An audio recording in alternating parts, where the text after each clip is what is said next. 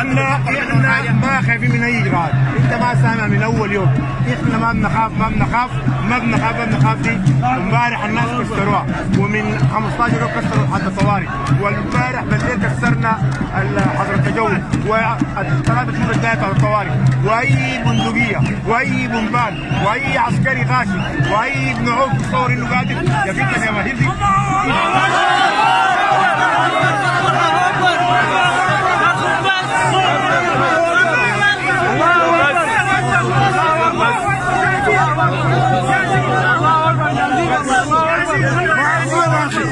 والله ما عبد الله حرية السلام علينا، حرية السلام علينا.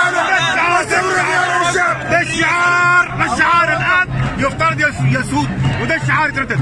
لا بيساهم في الحريه، لا بيساهم في العداله، لا بيساهم في القضيه على السلام.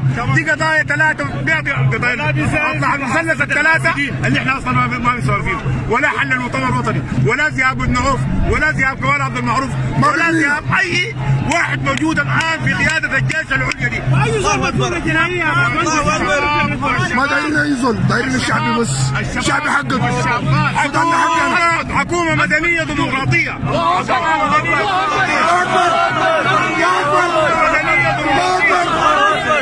حكومة قوى الحرية والتغيير.